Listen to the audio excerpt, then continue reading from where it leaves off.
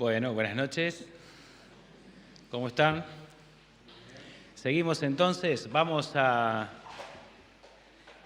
Los chicos que están en los equipos y graban, no sé cuál será la parte.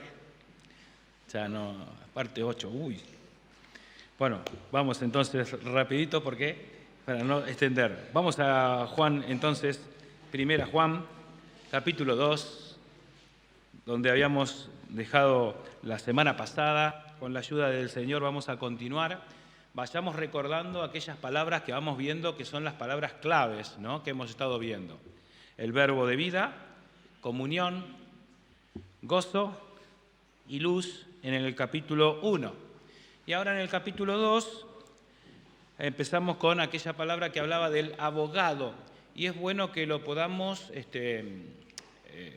resaltar algo Pablo también mencionó al final de su presidencia el viernes pasado, ¿no?, sobre esto del abogado, que no es el hecho de que, bueno, por contar con un abogado podemos hacer lo que se nos antoja, sino que justamente cuando uno va a este pasaje en aquellos que hacen las traducciones del griego, que fue el idioma original en que fue escrito, acá la palabra que aparece allí en el capítulo 2, versículo 1, donde dijo: hijos míos, hijitos míos, estas cosas os escribo para que no pequéis. Si alguno hubiese pecado, abogado tenemos para con el Padre.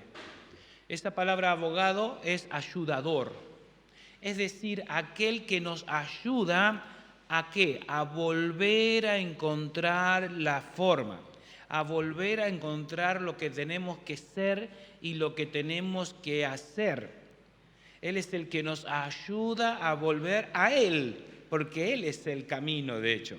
Por eso es importante destacar esto. Nosotros a veces nos quedamos con la palabra abogado, y esa palabra abogado hoy, con todo respeto, con todos los buenos abogados, ¿no?, es una palabra que a veces está un poco devaluada en ciertos niveles. Entonces está bueno que no nos habituemos a eso del uso que se da hoy, ¿no?, en el respeto de todos aquellos que ejercen muy bien su profesión. Pero aquí habla de un ayudador, es decir, aquel que cuando vamos a Él, ¿por qué vamos a Él? ¿Simplemente para que nos saque de un problema? No, sino para que nos vuelva a ayudar a estar en el camino, a estar en la senda donde el pecado no esté, o si está, que esté en forma accidental y no deliberada, ¿sí? Y por eso decía que Él es la propiciación. Vamos al versículo 3. Dice la Escritura: y en esto sabemos que nosotros le conocemos si guardamos sus mandamientos. Uno se tiene que preguntar, bueno, ¿qué es conocer? Acuérdese que la carta está escrita en modo familiar, está escrito a la familia de Dios. ¿Qué es conocer? Cuando nosotros hablamos de una familia, ¿qué decimos si conocemos a un hermano? ¿Conocer a fulano de tal? Sí, ¿dónde vive? No sé. Bueno, ¿cuánto conocemos entonces? ¿Realmente lo conocemos? Pero cuando hablamos de conocer es saber cómo es.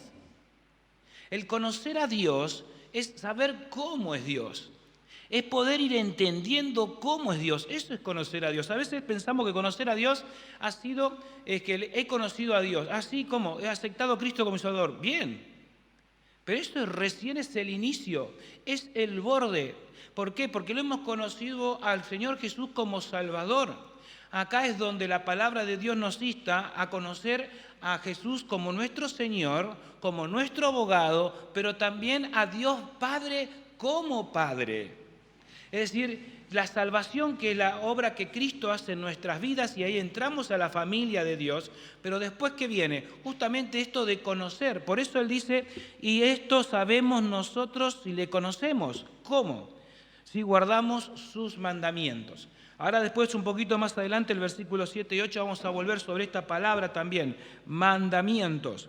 Así que en primer lugar tenemos que ver que lo que nos insta es a conocer a Dios, es decir, a saber cómo es Él. Entonces uno puede preguntar, ¿de qué nos sirve saber cómo es Él?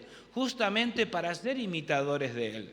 Las Escrituras nos instan siempre y nos instruyen, por eso habla de los mandamientos. ¿Dónde están los mandamientos? Bueno, en la palabra de Dios.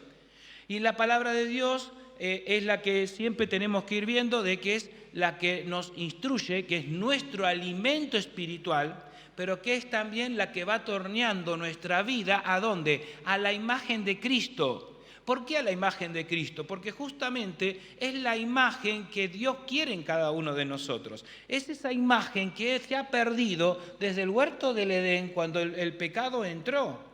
Es eso que tenía aquellos hombres de inocencia y mujer, de inocencia hasta que el pecado entró. Y decía claro, ahí en Génesis capítulo 1 dice que el hombre y la mujer fueron creados a imagen, es decir, con eternidad, pero también a semejanza de Dios. Y por eso el apóstol Pablo también dice que la palabra nos tiene que llevar a ser semejantes a Él. Y claro, cuando seremos totalmente semejantes a Él es cuando le veremos tal como Él es, cuando estemos en su presencia.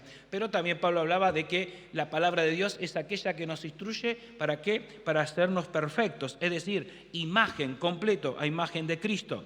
Dice, pero el que guarda su palabra en este verdaderamente el amor de Dios se ha perfeccionado. El versículo 4, perdón, me salté. El que dice yo le conozco y no guarda sus mandamientos, el tal es mentiroso y la verdad no está en él.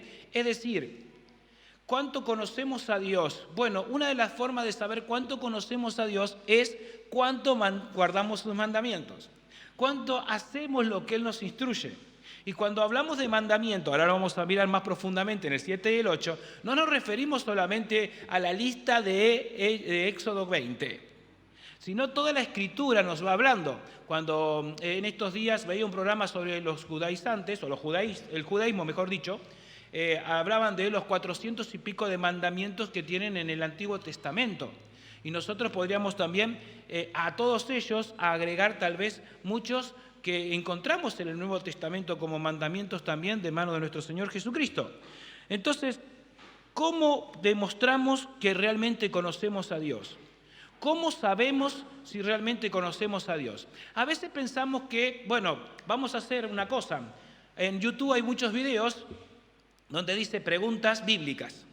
Entonces, a ver si las puedo contestar. Entonces ahí sé si conozco a Dios.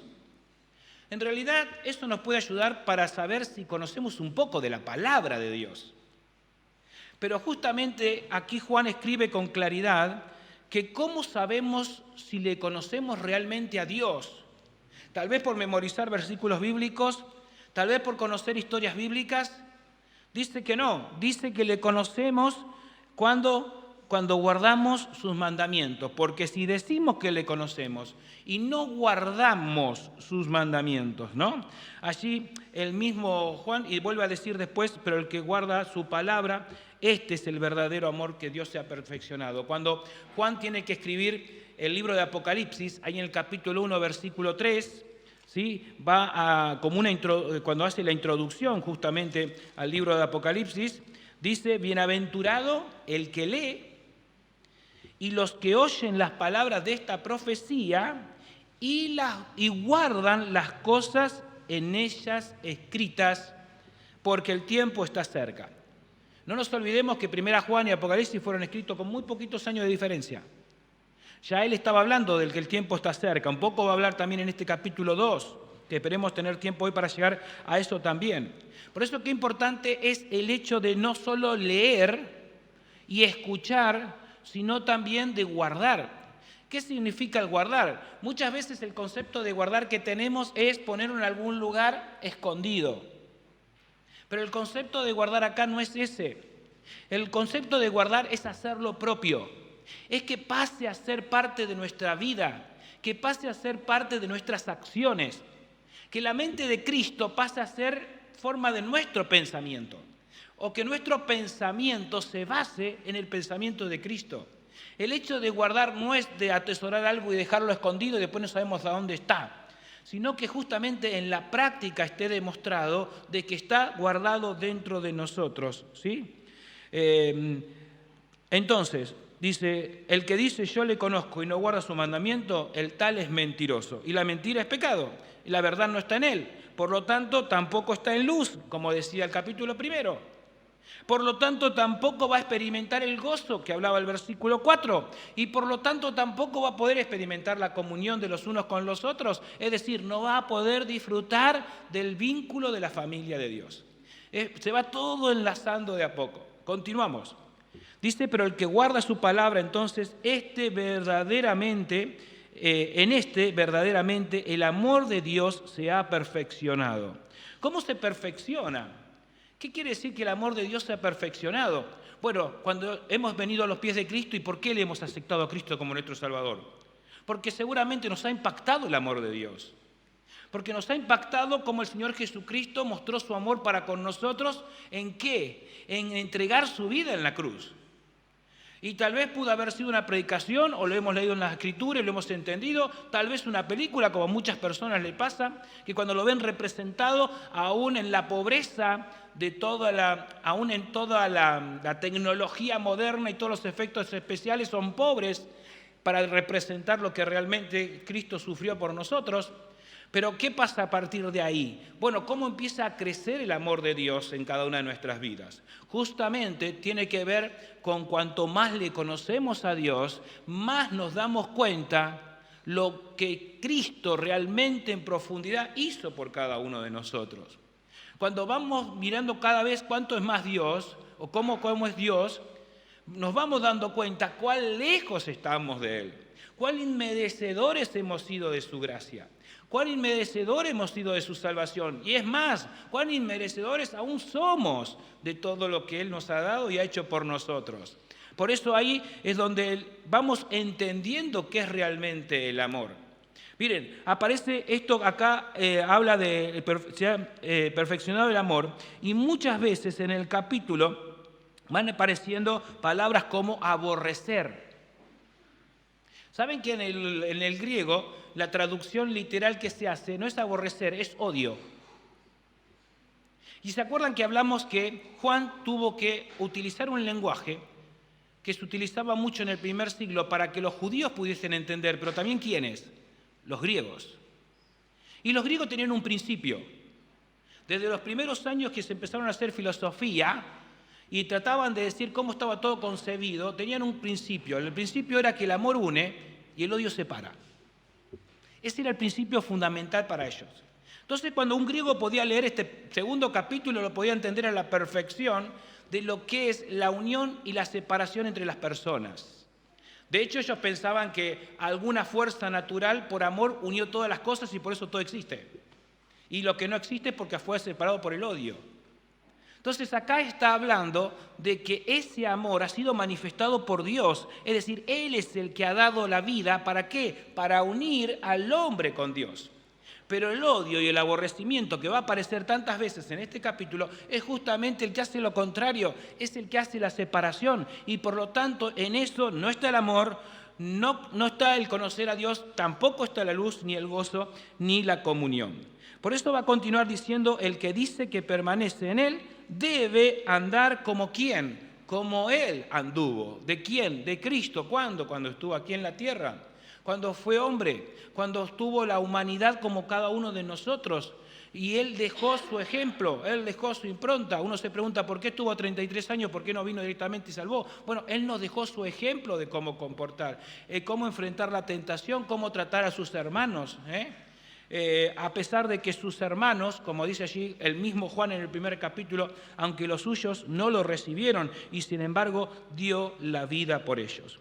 A partir del versículo 7, que está esta separación, recuerden que en el original sigue todo seguidito, dice hermanos. Venía hablando con hijitos hasta el versículo 6 y ahora habla de hermanos. Hermanos, no os escribo mandamiento nuevo, es decir, del 1 al 6 habla como mirando desde arriba, como mirando como padre, hijitos. Pero ahora habla al mismo nivel, hermanos. No os escribo mandamiento nuevo, sino el mandamiento antiguo que habéis tenido desde el principio. Este mandamiento antiguo es la palabra que habéis oído desde el principio. ¿Cuál es este mandamiento? Podríamos decir. Bueno, recién mencionábamos que en Éxodo 20 y en Deuteronomio 5, ahí tenemos la lista que muchas veces hacemos bien en aprender y a veces en los niños memorizarlo. Pero el capítulo 6 de Deuteronomio dice, una vez que Moisés entonces comunica, ustedes seguramente recordarán todos los acontecimientos que hubo cuando Dios entregó a Moisés los 10 mandamientos, originalmente escritos por Dios, pero que después tuvo que escribir Moisés cuando rompió eso frente a todo lo que el pueblo estaba haciendo. Y entonces ahí en Deuteronomio capítulo 6, versículo 1 dice: estos pues son los mandamientos, estatutos y decretos que Jehová vuestro Dios mandó que os enseñase, para que los pongáis por obra en la tierra a la cual pasáis vosotros para tomarla, para que temas a Jehová tu Dios, guardando todos sus estatutos y sus mandamientos que yo te mando, tú, tu hijo y el hijo de tu hijo, para todos los días de tu vida, para que tus días sean prolongados, es decir, para que tú veas a tus hijos y también a tus nietos.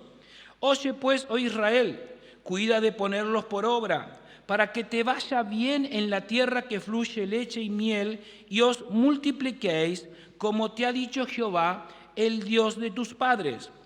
Verso 4, oye Israel, Jehová nuestro Dios, Jehová uno es. Y amarás a Jehová tu Dios de todo tu corazón y de toda tu alma y con todas tus fuerzas. Y estas palabras que yo te mando hoy estarán sobre tu corazón, es decir, guardadas.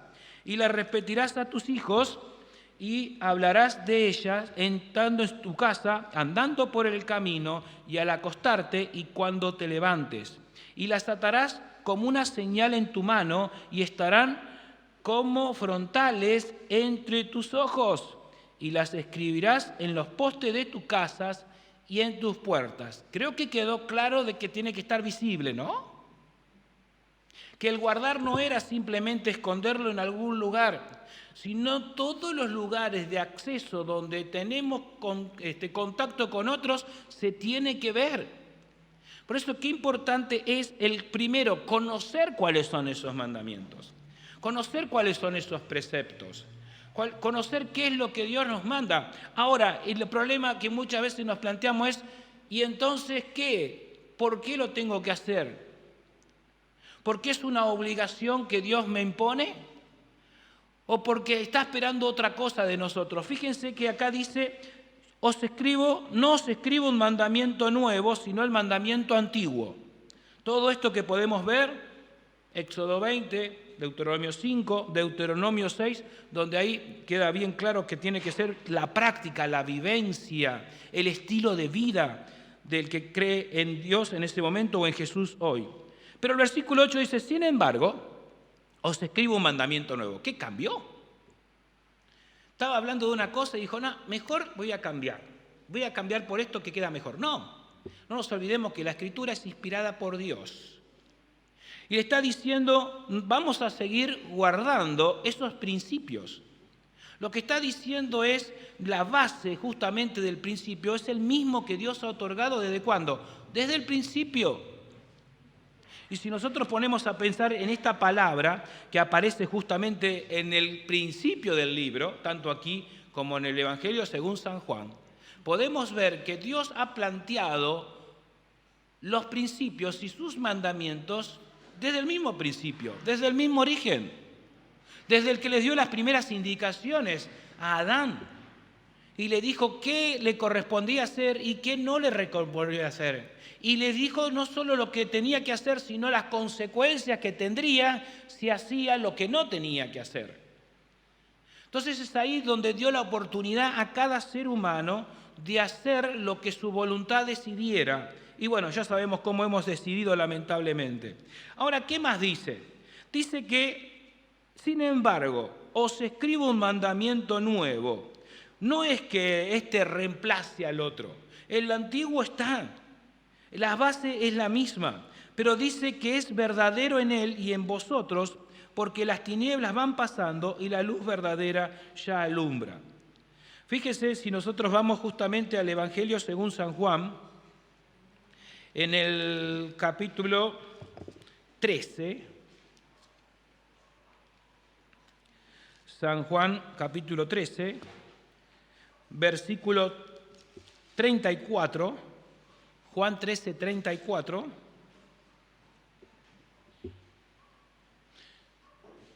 Me gusta el versículo 33 porque Juan acá vieron cuántas veces dice hijitos, ¿no? Y ahí en el versículo 33 él pudo escuchar del Señor Jesucristo: hijitos, aún estaré con vosotros un poco, me buscaréis, pero como dije a los judíos, así os digo, ahora voy a vosotros, donde yo voy, vosotros no podéis ir. No está en el contexto, pero fíjense que Juan está reflejando ahora a los hermanos lo que vio, lo que vivió de la misma persona de Jesús. Por eso él con toda autoridad puede decir que hay que conocerlo a Dios. Que al conocerlo a Dios podemos experimentar realmente el amor. Y el amor va creciendo y se va perfeccionando en cada uno de nosotros. Versículo 34. Un mandamiento nuevo os doy, que os améis unos a otros como yo os he amado, que también os améis unos a otros. Capítulo 15, versículo 12. Este es mi mandamiento, que os améis unos a otros como yo os he amado. Versículo 13, nadie tiene mayor amor que este, que uno ponga su vida por sus amigos. Es decir, el Señor estaba por entregar su vida aquella noche cuando dice estos versículos, estas palabras que Juan registra, ¿sí?, aquí.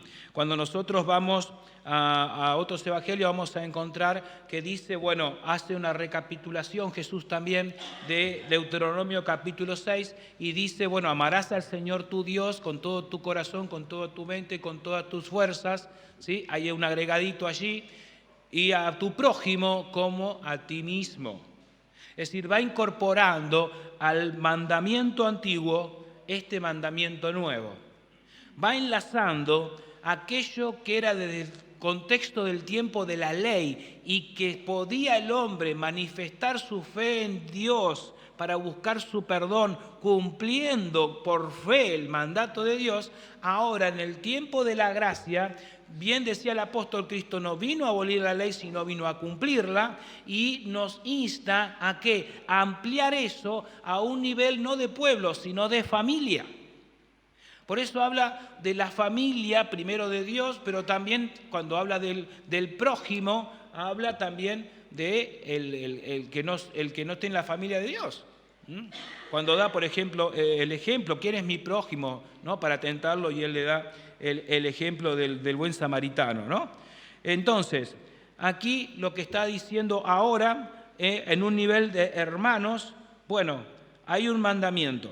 Y dice entonces, porque las tinieblas van pasando y la luz verdadera ya alumbra. Es decir, las tinieblas que estaban en la antigüedad, cuando se estaba prometiendo el Mesías, el Salvador del mundo, ya vino.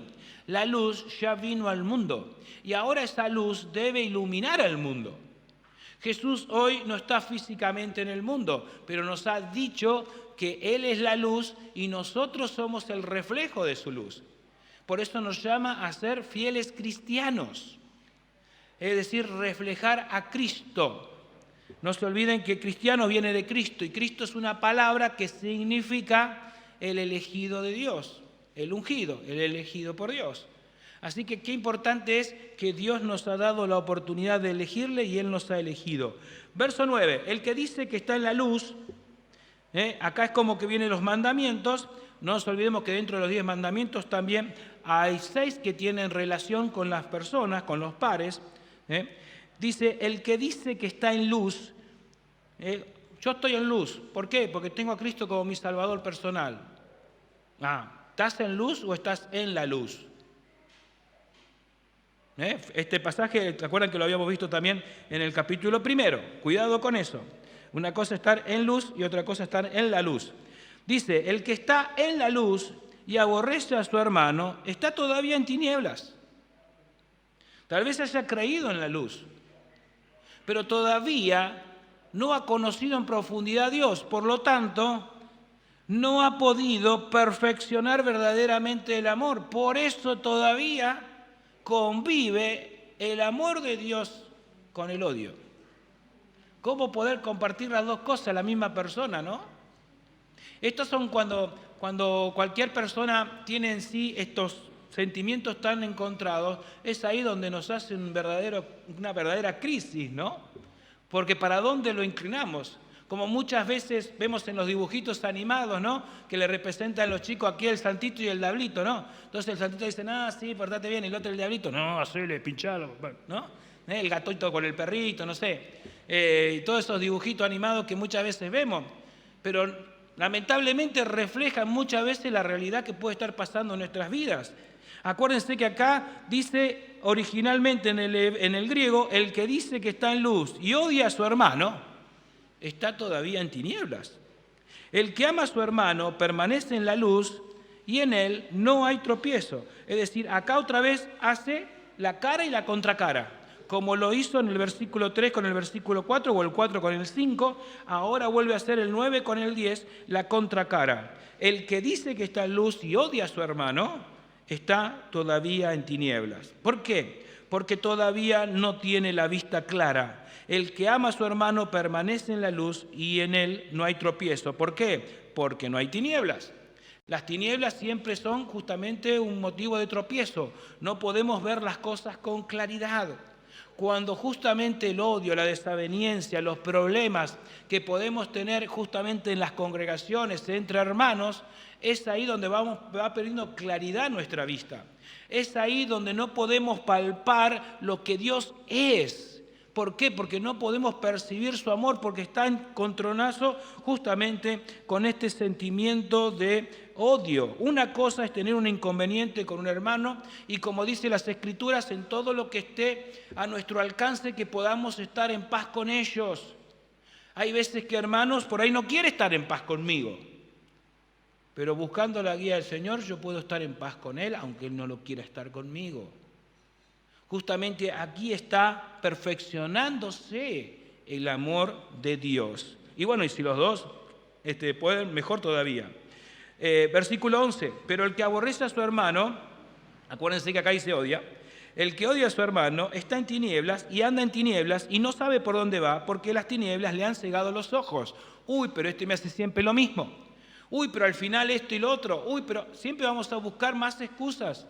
Es probablemente que tal vez el problema haya sucedido por algo que tenemos razón, pero ¿cómo ha ido creciendo? ¿Cómo se ha ido llevando? ¿Y cuáles son los problemas? ¿Por qué? Porque si bien todos somos la familia de Dios, también tenemos nuestras familias humanas. Y entonces se puede hacer un contagio, claro, es mi familia, mi papá, mi mamá, mi hermana y mi hermano, uy, pero tiene razón y a veces ni siquiera nos damos cuenta que no se terminan así las cosas. Y es ahí donde justamente nos empezamos a tropezar, como dice Juan aquí, y además esto puede acrecentarse, complicar a otras personas y empiezan a andar por caminos sin saber para dónde se va. ¿Por qué? Porque justamente la luz se va menguando, es decir, cada vez se ve menos, cada vez vemos menor lo que tenemos que hacer, cada vez tenemos menor idea de lo que debemos sentir, y es ahí donde entonces no se sabe para dónde va, y aquel que nos sacó a la luz, aquel que nos dio vista, aquel que nos sacó de las tinieblas y de la oscuridad, tiene que andar viendo cómo nosotros otra vez estamos cegando nuestros ojos. Y entonces ahí Juan va a hacer en el versículo 12, 13 y 14 como una distinción entre tres tipos de personas. Dice, os escribo a vosotros, hijitos, porque vuestros pecados os han sido perdonados por su nombre. Os escribo a vosotros, padres, porque conocéis al que es desde el principio. Os escribo a vosotros, jóvenes, porque habéis vencido al maligno. Y otra vez vuelve a hablar a los tres grupos. Os escribo a vosotros, hijitos, porque habéis conocido al Padre. Os escribo a vosotros, padres, porque habéis conocido al que es desde el principio. Os he escrito a vosotros, jóvenes, porque sois fuertes y la palabra de Dios permanece en vosotros y habéis vencido al maligno. A ver, él viene diciendo que hay que guardar los mandamientos, que está este nuevo mandamiento, que tengamos cuidado de odiar al hermano, pero ¿a quién se lo dice? Para que no queden dudas, menciona todos los grupos que involucran a la familia, a los hijos, a los padres y a los jóvenes. Y los hace en esta distinción, no nos olvidemos, dentro del contexto de lo que es una familia, como es la familia de Dios. ¿Por qué? Porque uno puede decir, bueno, esto es algo que pueden hacer los hijitos. Cuando uno se pone a ver en la familia, generalmente los que llegan a un nivel de odio no son los niños, ¿no? No son los niños. ¿Cuántas veces vemos los niños discutir? Y ¿no? Uno que trabaja en la escuela, ¿cuántas veces ha agarrado? ¿Qué pasó con ustedes? Vengan acá, y los hace reflexionar y son capaces hasta de reconocer, de darse la mano o un abrazo. Hagamos eso con dos adultos cuando se discutieron mal, ¿no? Pero fíjense que va a ser esta triple distinción diciendo, os escribo ¿a quién? A los hijos, a los jóvenes y a los padres. ¿A qué quiere hacer esta distinción? ¿A los que son de la familia de Dios pequeñitos, a los padres? No, creemos que acá está hablando del crecimiento espiritual.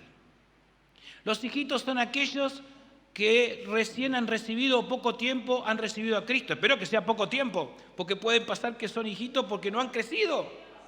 Han recibido a Cristo como Salvador personal, por eso dice, os escribo hijitos porque vuestros pecados os han sido perdonados por su nombre.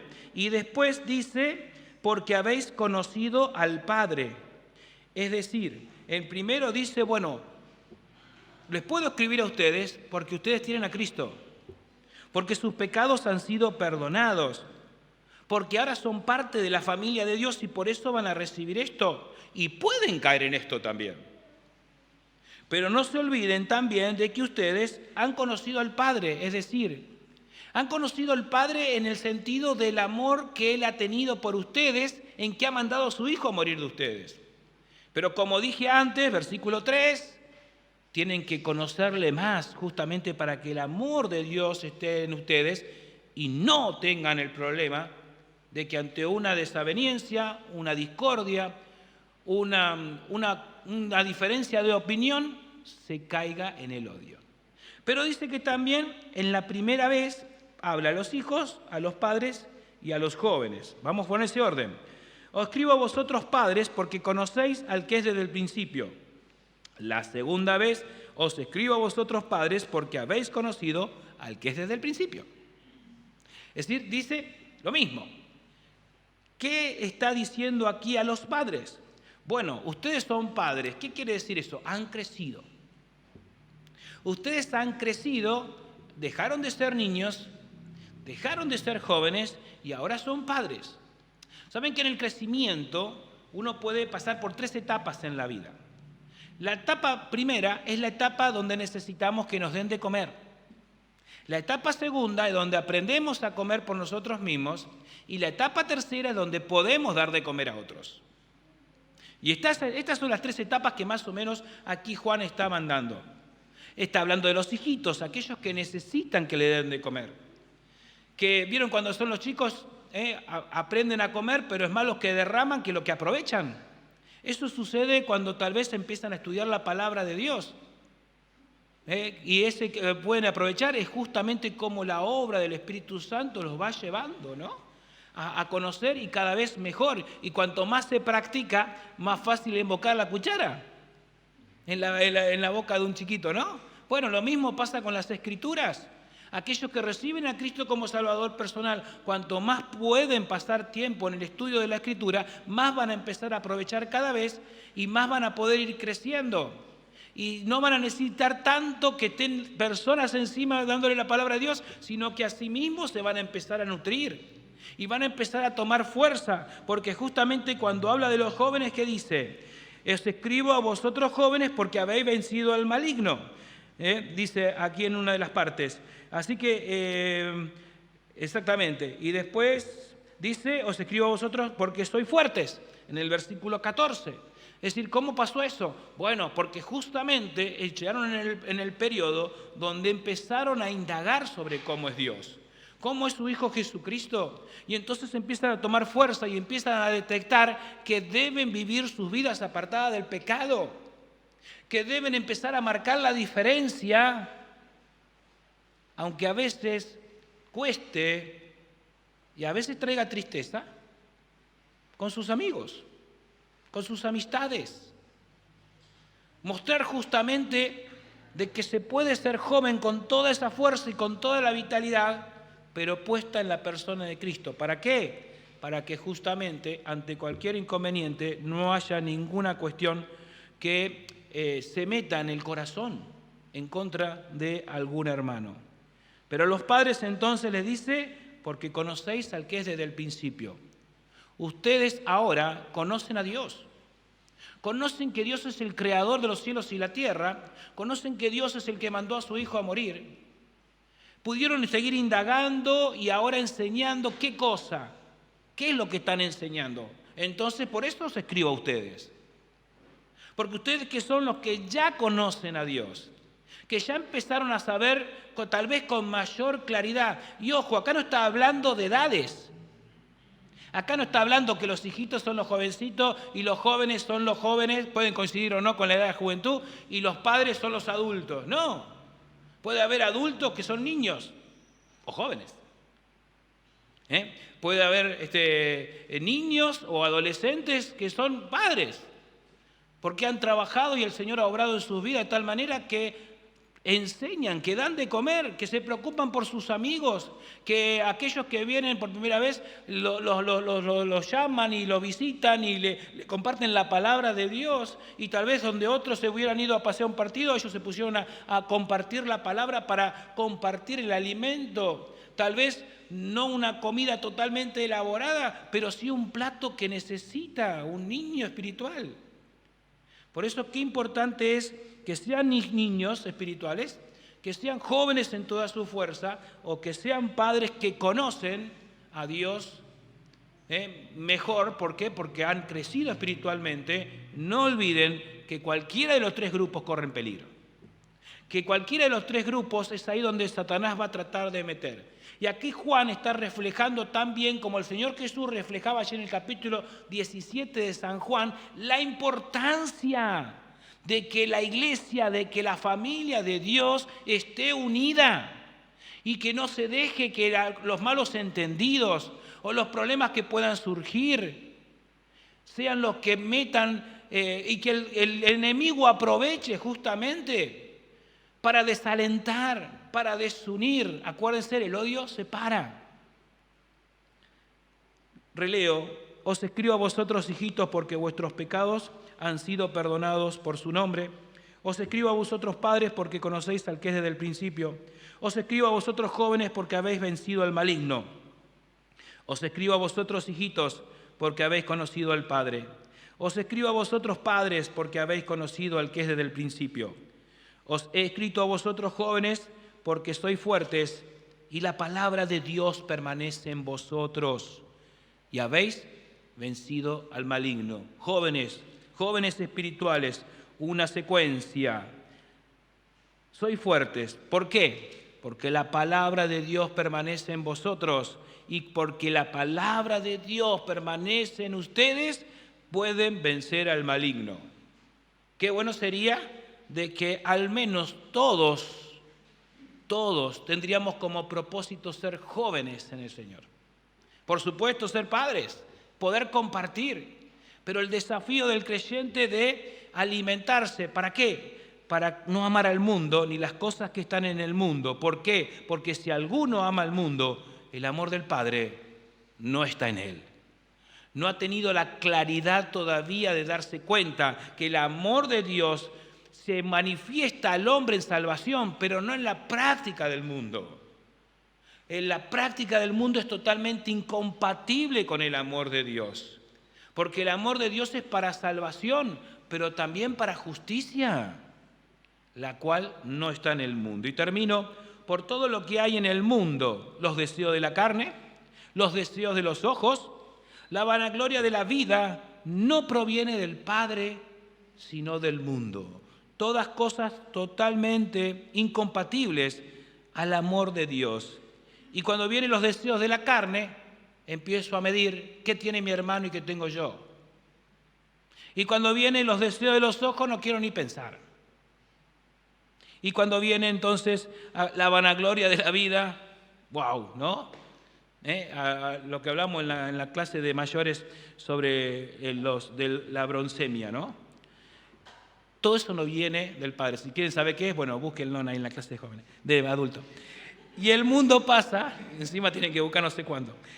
Verso 17, y el mundo pasa y sus deseos, pero qué bueno, ¿no? El sabio Salomón podía decir, todo es vano. ¿Qué quiere decir? Todo es pasajero. El mundo pasa. Todo lo que podamos desear y todo lo que el mundo ofrece es pasajero. Por eso tengamos cuidado y todos sus deseos. Pero el que hace la voluntad de Dios permanece para siempre. Porque nuestros actos que hacemos para Dios y para nuestros hermanos no solo tienen efecto acá, sino que son tesoros para la eternidad. Y nunca olvidemos que ¿por qué atesoramos para la eternidad? Si en el cielo hay calles de oro, ¿para qué atesoramos para la eternidad? Porque son justamente los tesoros que vamos a poder dedicarle al Señor a sus pies como agradecimiento de todo lo que hizo, hace y hará por nosotros. Dios nos bendiga.